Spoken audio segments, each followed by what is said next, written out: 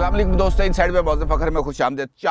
4 हफ्तों में तो दुनिया बदल जाती है, लेकिन 4 हफ्ते की ताख़ीर ने दर हकीकत मरियम नवाज़ साहिबा की इस असूली ख्वाहिश का तो गला कम अज़ कम घोंट दिया, जो बुनियादी तौर पर यह थी कि इमरान खान के दौर में इमरान खान की हुकूमत की तरफ से, इमरान खान की हुकूमत के ज़ेरे इंतज़ाम इदारों और उनकी तरफ से भरपूर तरीके से ज़ोर लगाने के बावजूद अब मरियम नवाज़ साहिबा एहतसाब के नाम पर इंतकाम के ज़रिए कायम किए गए मुकदमात और उनमें पाई जाने वाली सज़ा से ख़ुद को बरी करवा लें। क्योंकि गुज़िश्ता समात के अंदर जो इस्लामाबाद हाई कोर्ट में हुई थी, वहाँ पर मुअज़्ज़ज़ जज साहिबान की तरफ से जो रिमार्क्स सामने आ रहे थे, उसके नतीजे में ये बात तो बड़ी क्लैरिटी के साथ समझ में आ रही थी कि नैब के पास मरियम साहिबा के हवाले से कोई शवाहद मौजूद नहीं है, और ख़ासतौर पर एवनफील्ड अपार्टमेंट्स के हवाले से, क्योंकि इस्लामाबाद हाई कोर्ट ने गुज़िश्ता समात में मुअज़्ज़ज़ जज साहिबान की तरफ से बार बार सवाल उठाया जा रहा था कि पाजन सबूत कितने ने, और नैब की तरफ से सबूत ना होने पर आइन बाएं शाये का एक रवैया इख्तियार किया जा रहा था। और आखिरकार मुअज़्ज़ज़ जज साहिबान की तरफ से ये रिमार्क्स भी सामने आए कि नैब को ये बात साबित करनी है कि इवन फील्ड अपार्टमेंट्स की दर हकीकत बेनिफिशरी ओनर मरियम नवाज़ साहिबा हैं, और मरियम नवाज़ साहिबा उन अपार्टमेंट्स को ख़रीदने में उनका भी कोई रोल है। और अगर ये नैब ये बात साबित ना कर सका तो फिर मरियम साहिबा के ऊपर जो मुकदमा है वो बिल्कुल ख़त्म हो जाएगा और उनकी अपील को मंजूर कर लिया जाएगा। और इसी दौरान जो मुअज़्ज़ज़ जज साहिबान थे, उनकी तरफ से ये बात भी कही गई थी कि मरियम साहिबा को तो सिर्फ ये बात साबित करनी है कि नैब का जो इल्ज़ाम है वो झूठा है, और यकीनी तौर पर जब जो सबूत हैं वो पेश नहीं किए जाएंगे तो मरियम साहिबा की जो अपील है उसके मंजूर होने के ख़ास इम्कानात थे। और इस वक्त जो सूरत हाल बनी हुई है, जिस वक्त पॉलिटिकल सिनेरियो हमारे सामने है, ये सूरत हाल इमरान खान साहब और उनकी हुकूमत के लिए और उनके एहतसाब बयानिए के लिए किसी भी तौर पर काबिल कबूल नहीं थी। अगर आप गौर करें 1 मिनट के लिए, इमरान खान साहब पूरे तम तराक के साथ पाकिस्तान के वज़ीर आज़म, इमरान खान साहब के ज़ेरे इंतज़ाम FIA और नैब की तरफ से बनाए गए मुकदमात, और फिर एहतसाब अदालतों में दिए गई सज़ाएँ, जिनके पीछे भी बहुत सारी कहानियाँ, व्हाट्सएप, लोगों की मौजूदगी, फ़ोन कॉल्स, वीडियो में पूरी कहानी मौजूद है। इन सारी सूरत हाल के अंदर भी इमरान खान साहब के दौरे हुकूमत में इमरान खान के बदतरीन दुश्मन, बदतरीन सियासी मुखालिफ अगर रिहा हो जाएं तो इमरान खान साहब के पास वो कौन सा ऐसा चूरन बचेगा जिसको वो अगले इंतखाबात में बेच सकेंगे। और यही है वो बुनियादी तौर पर तसव्वुर जो इमरान खान साहब के जहन पर इस वक्त बहुत हद तक हावी हो चुका है।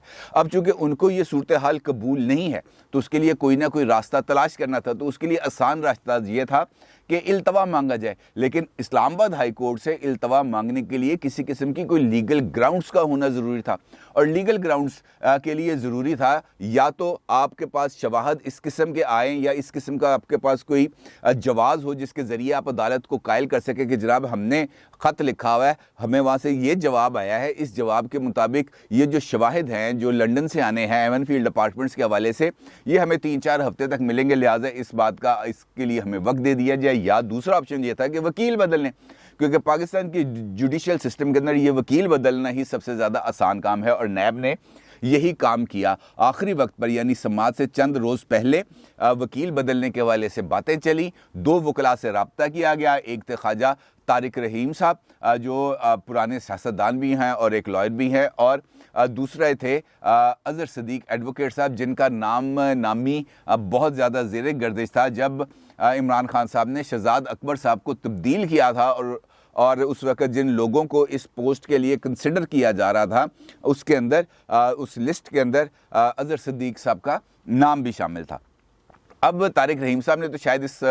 मामले में शामिल होने से माज़रत कर ली, जिसके बाद स्पेशल प्रोसिक्यूटर बनाया गया है जनाब अज़हर सदीक एडवोकेट को, और उन्होंने आज अपना वकालतनामा अदालत के अंदर पेश किया, और यकीनी तौर पर उनकी तरफ से ये इस्तदा की गई कि मुझे इल्तवा दिया जाए, और कोर्ट्स ने अपना जो उनका प्रोसीजर है उसके मुताबिक उनको ये इल्तवा ग्रांट कर दिया ताकि वो केस की तैयारी कर सकें। अब इस सारी सूरत हाल में जो पोजीशन है वो कुछ इस तरह बन रही है कि 4 हफ्ते तो बहुत ज़्यादा इंपॉर्टेंट होते हैं। इन 4 हफ्तों के अंदर सूरत हाल ही बदल जाती है, क्योंकि जो माहौल बना हुआ है, किसी वक्त पे इत्तेहादियों के आपस के इजलास जारी हैं, सलाह मशवरे जारी हैं, हुकूमत के अंदर से ही प्रेशर ग्रुप्स जो हैं वो कुक हो रहे हैं, फॉरवर्ड ब्लॉक्स बनने के इस वक्त आवाज़ें सुनी जा रही हैं और तहरीक अदम एतमाद के लिए अपोजिशन पुरजोश नज़र आ रही है। बज़ाहिर अभी तक अगरचे उन्होंने पेश नहीं की, लेकिन वो इस पर पुरजोश नज़र आ रहे हैं, अपना होमवर्क कंप्लीट कर रहे हैं। इस सारे सिनेरियो के अंदर 4 हफ्ते का इल्तवा इनफैक्ट मरीम नवाज साहिबा की इमरान खान के दौर के अंदर ख़ुद को बरी कराने वाली इस ख्वाहिश का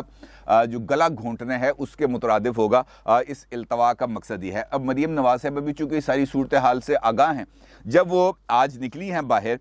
इस अदालत की समाअत के बाद, तो उन्होंने फिर, आपको पता है, फिर यकीनी तौर पर बहुत ज़्यादा बमबारी करनी थी। आज उन्होंने फिर ठीक ठाक गुस्सा निकाला, इस्लामाबाद हाई कोर्ट के बाहर खड़े होकर इमरान खान साहब की ठीक ठाक कर दी उन्होंने धुलाई। पहले तो जो उन्होंने जिक्र किया वो यही इल्तवा का जिक्र था कि भाई सबूत है, बंदा वकील है, नैब ने क्या करना था, नैब ने वो जो सबूत है एवन फील्ड अपार्टमेंट्स के वो देने थे अजहर सदीक साहब को। अजहर सदीक साहब ने वो सबूत देखने थे और वो सबूत पेश कर देने थे मुअज़्ज़ज़ जज साहिबान के सामने, और जज साहिबान ने उन सबूत को देखकर कहना था कि हम आपको 2-4 दिन का टाइम देते हैं ताकि इस पर जरा की जाए, जरा होने के बाद मामला ख़त्म। लेकिन चूँकि सबूत है ही नहीं, कोई चीज़ पेश कैसे करते, लिहाजा इल्तवा मांग लिया गया। दूसरा, मरीम साहिबा की आज की प्रेस कॉन्फ्रेंस के अगर हम देखें तो उसके 3 बुनियादी तौर पर हिस्से हमारे सामने आते हैं। एक, इंतकामी कार्रवाइयों का सिलसिला जो सियासी रहनुमाओं से बढ़ता हुआ सोशल मीडिया एक्टिविस्ट और मीडिया अरकान के की तरफ आ चुका है और मीडिया अब उसका एक निशाना बन के सामने आ रहा है। दूसरा, जो हुकूमत का बयानिया है एहतसाब के हवाले से और इमरान खान साहब का अपनी हुकूमती कारकर्दगी और उसके ऊपर जो तनकीद है। तीसरा आता है अपोजिशन की, इत्तेहादियों की और इन हाउस चेंज के लिए जो कोशिशें हैं उसके हवाले से, और ख़ास तौर पर एम्पायर के हवाले से कि एम्पायर इस सारी सूरत हाल में न्यूट्रल है या न्यूट्रल नहीं है, या अभी भी अंदर खाते किसी टीम के साथ मिला हुआ, इस किस्म की जो बातें हैं। बुनियादी तौर पर ये 3 हिस्से हैं और इन्हीं 3 हिस्सों का मुख्तसर जायज़ा मैं आपके सामने पेश करूंगा और फिर उसके बाद हम बात को आगे बढ़ाएंगे हालात के रेलिवेंसी के साथ। यकीनी तौर पर इस्लामाबाद हाई कोर्ट के अंदर आज 2 केस थे जो सबसे ज़्यादा ज़ेर बहस हैं, इस वक्त टॉक ऑफ द टाउन बने हुए हैं। एक मरीम नवाज साहिबा के हवाले की पेशी और दूसरा मोहसिन बेग साहब सीनियर जर्नलिस्ट, उनकी तरफ से, उनकी अहलिया की तरफ से दरख्वास्त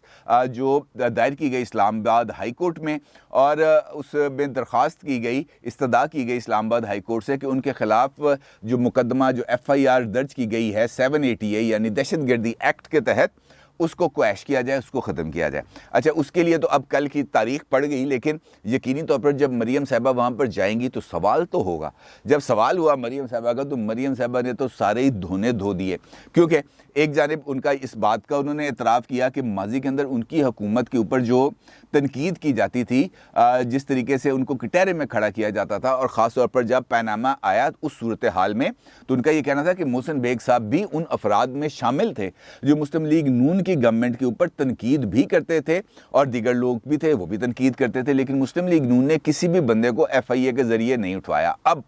सूरत हाल बदल गई है। अब मोहसिन बेग साहब नाकिद हो गए हैं इमरान खान साहब के और उनकी पॉलिसीज़ पर तनकीद कर रहे हैं। अब वो उनकी जो तनकीद है, क्योंकि पहले वो फैसिलिटेटर थे, और मरीम साहिबा का ये कहना था कि उन्होंने खुद इस बात का सलीम साफ़ी साहब के साथ प्रोग्राम में इतराफ़ किया कि उन्होंने इमरान खान साहब को फ़ंड्स अरेंज करके दिए, मुमकिन तौर पर तकरीबन 1-1.5 अरब रुपए के,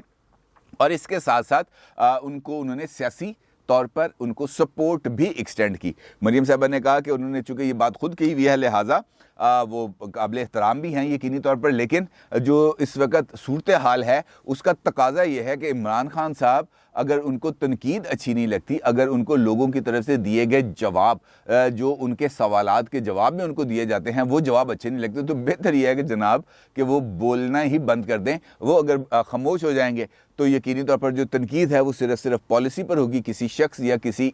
और वज़ीर के ऊपर नहीं होगी, लिहाजा खामोशी ज़्यादा बेहतर है। दूसरी जानिब मरीम साहिबा का ये कहना था कि इमरान खान साहब की अहलिया यकीनी तौर पर काबिल एहतराम है और उनका एहतराम होना चाहिए, लेकिन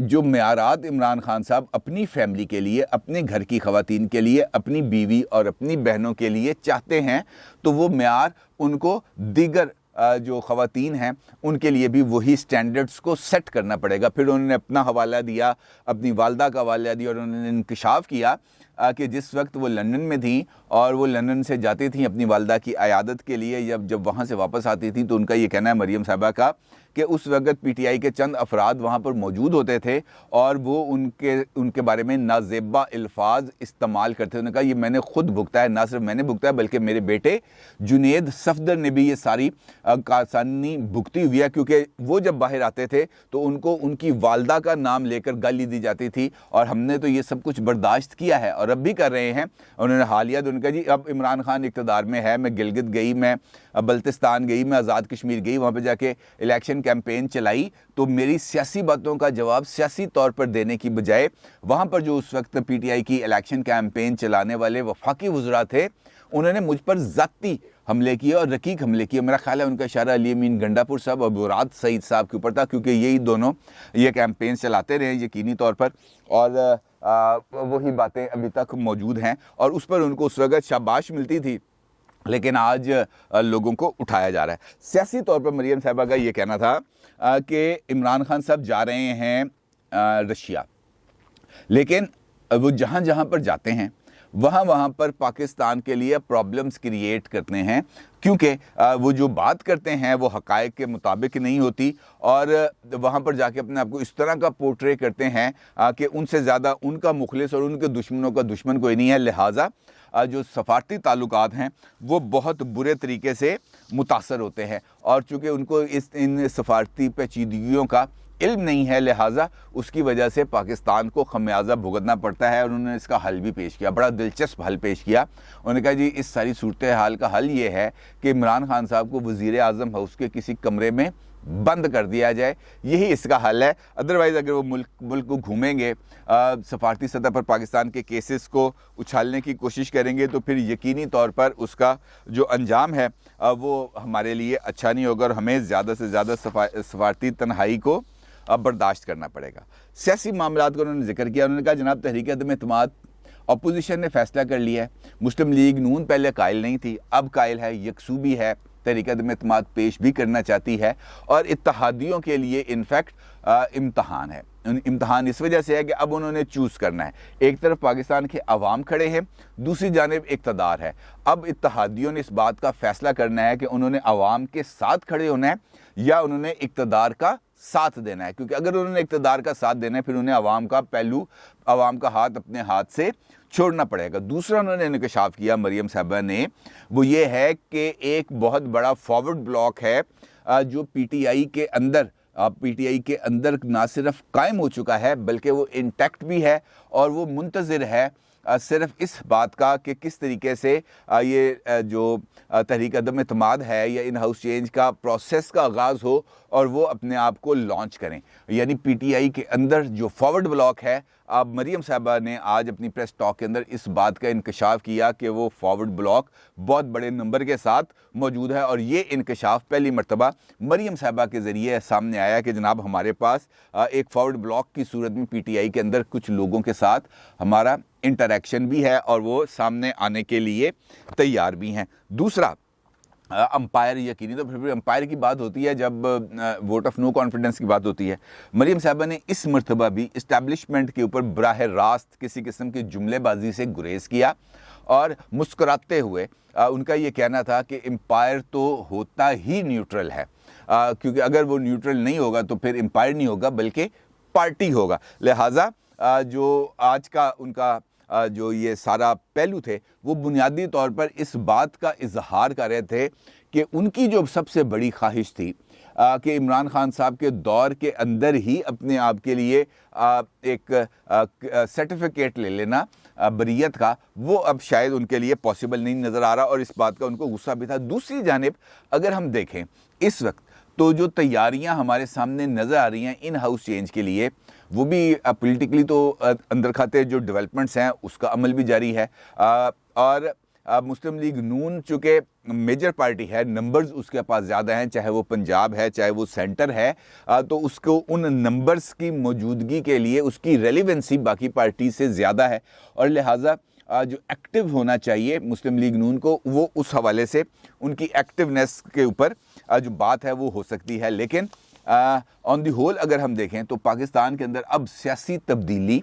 और उसके लिए जो आगाज़ है वो अपनी जगह पर, लेकिन पाकिस्तान के जो सियासी कल्चर है और सियासी कल्चर के अंदर जो अब दशनाम का, गाली का, इंतकाम का, ट्रोलिंग का ये जो फैक्टर आ गया है, इसको अब निकालना बहुत ज़्यादा ज़रूरी हो चुका है। क्योंकि जो एहतराम है, चाहे वो बाहमी एहतराम है, घरेलू रिश्तों का एहतराम है, माँ बहनों का एहतराम है, उसको कम अज़ कम बरकरार रहना चाहिए। क्योंकि यकीनी तौर पर अगर आप किसी पर हमला करेंगे तो फिर जवाब तो आएगा, और अगर जवाब सुनने का हौसला नहीं है तो फिर हमले से भी गुरेज करना चाहिए। अपनी राय का ज़रूर इज़हार कीजिएगा। आपका बहुत शुक्रिया। अल्लाह हाफ़िज़।